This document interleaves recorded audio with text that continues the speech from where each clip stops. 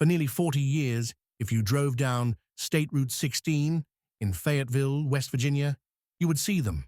5 faces, frozen in time. Maurice, Martha, Louis, Jenny, Betty. They looked out from a weathered billboard, asking a question that haunted an entire community.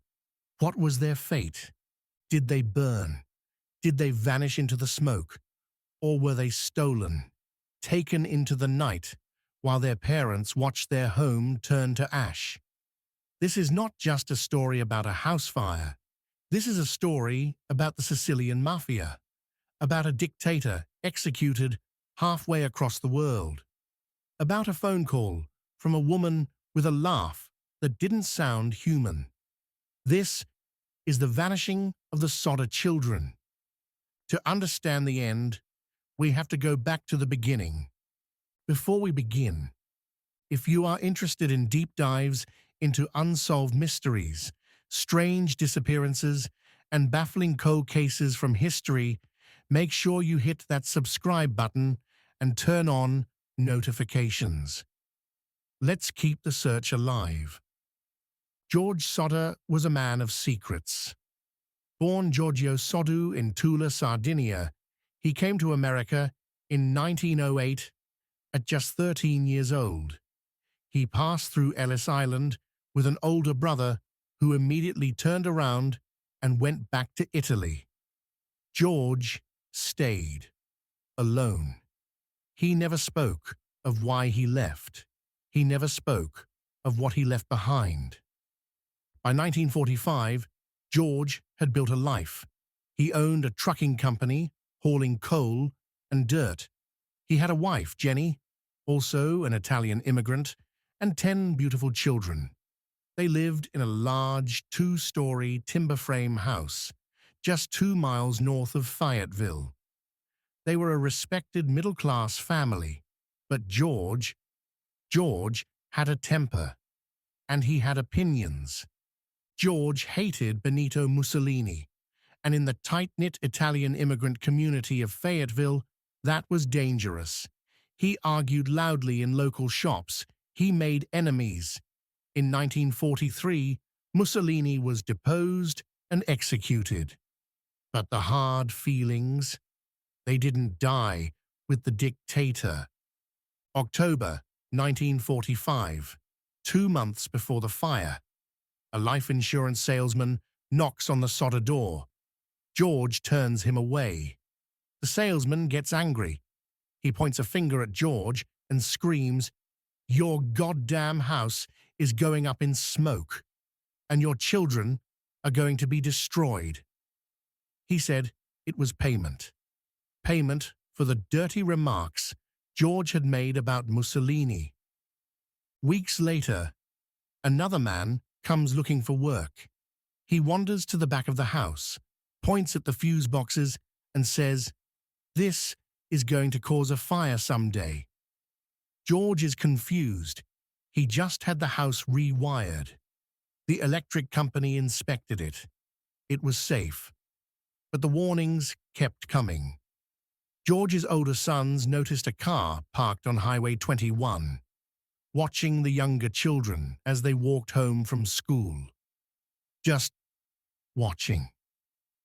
Christmas Eve, December 24th, 1945. The house is full of joy. Marion, the eldest daughter, brings home toys from the dime store where she works. The younger kids, Martha, Jenny, Betty, are ecstatic. They beg to stay up late. Jenny Sodder smiles. "All right," she says, "but do your chores, feed the chickens, put the cows in." The 2 oldest boys, Maurice and Louis, promise to handle it. At 10 p.m., Jenny takes 3-year-old Sylvia upstairs to bed. George and the older boys are already asleep. The house settles into quiet, but the clock is ticking down. At 12:30 a.m., Jenny wakes up. She goes downstairs. She lifts the receiver. "Hello." A woman's voice, one she doesn't know, asking for a name she's never heard. In the background, the sound of a party glasses clinking, laughter. Jenny says, "You have the wrong number." And then, the laughter. Jenny recalled it later as a weird laugh. It chilled her to the bone. She hangs up. She heads back to the stairs. But she stops. The lights are on. The curtains are open. The front door is unlocked. Maurice and Louis, they never left things like this. Jenny assumes the kids are asleep in the attic.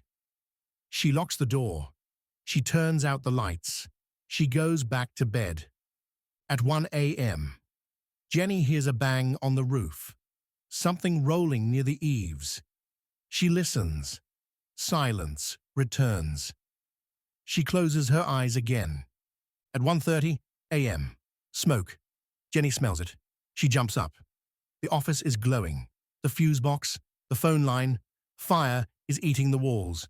"George!" she screams. "George, wake up!" They run. George, Jenny, Marion, John, George Jr., and baby Sylvia. They stumble out into the snow. They turn back. The attic is burning. Maurice, 14. Martha, 12. Louis, 9. Jenny, 8. Betty, 5. They are up there. "Mom, Dad!" Or are they? There is no scream from the attic. No face at the window. George Sodder is a strong man. He has a plan. He runs to the side of the house for his ladder. It's always there. It's gone. He doesn't know it yet, but it's lying in a ditch 75 feet away. He runs to his coal trucks. He'll back one up to the window, climb the cab. He turns the key. Grinding noise. Nothing. He tries the second truck. Dead. These trucks worked perfectly yesterday. Tonight, they are statues. He runs to the rain barrel. He'll throw water, frozen solid. George Sodder cuts his arm, breaking a window, trying to climb the burning wall with his bare hands, but he falls back. The fire is too hot. Voice breaking. They have to watch. For 45 minutes, they watch their life and their children burn. The sun rises on Christmas morning. The house is a cellar hole of smoking ash. The fire department finally arrives at 8 a.m. They were low on manpower. The chief, F.J. Morris, couldn't drive the truck. They sift through the ashes. And they find nothing. No bodies, no bones. Chief Morris tells the family the fire was so hot it cremated them completely. But Jenny Sodder, she didn't buy it. She looked at the basement. The tin roof was twisted, but the kitchen appliances, they were recognizable. If fire leaves a toaster, how does it erase a human skull? The questions started piling up like the snow. Jenny conducted experiments. She burned animal bones on a stove. They never disappeared. She spoke to a crematorium expert. He told her, bones remain even after 2 hours at 2,000 degrees. The Sodder house burned for 45 minutes. And then the clues began to surface. The electrical fire theory. The family remembered seeing the Christmas lights still on while the fire was burning. If it was an electrical short, the power would have cut. The phone line, it wasn't burned through. It was cut. Someone climbed the pole and sliced it. A man was arrested for stealing a block and tackle from the property that night.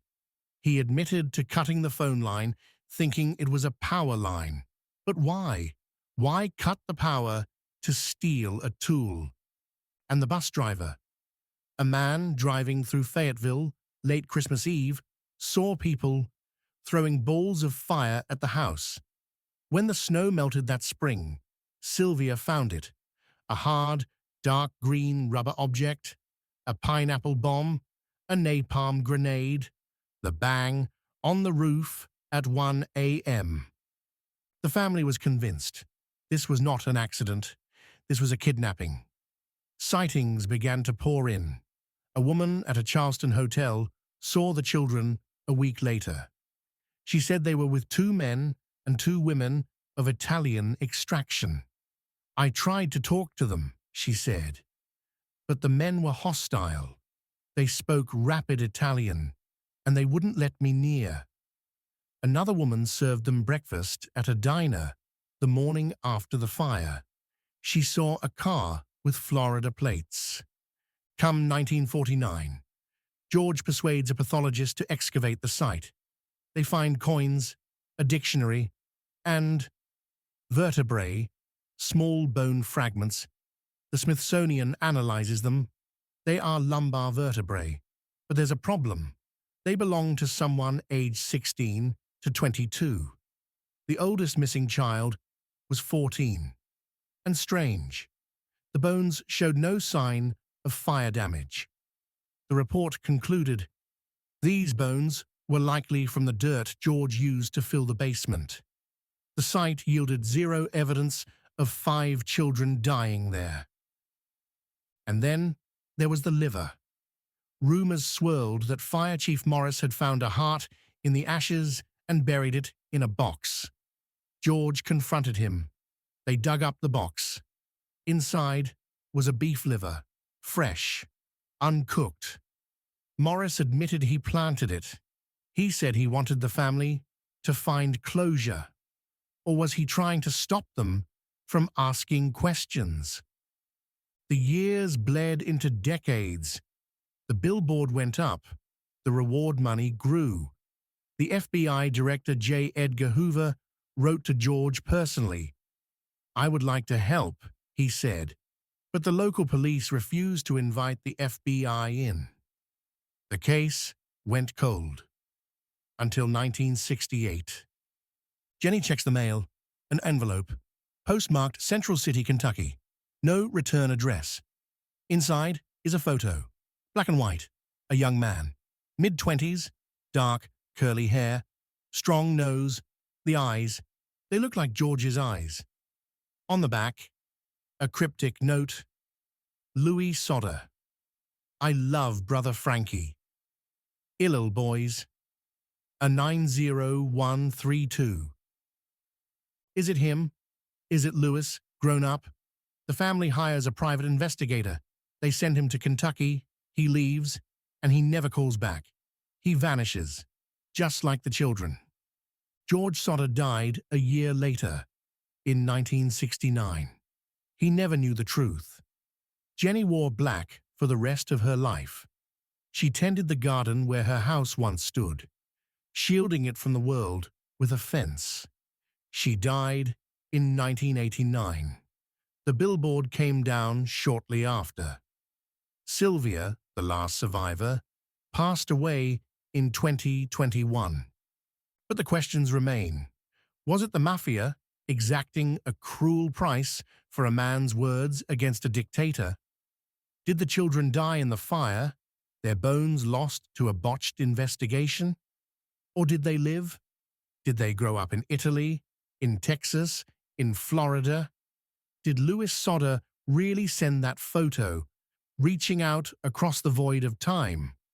On quiet Christmas Eves in Fayetteville, they say you can still feel it. The weight of a question that has no answer. 5 children went up to bed and simply ceased to exist. Merry Christmas, and lock your doors.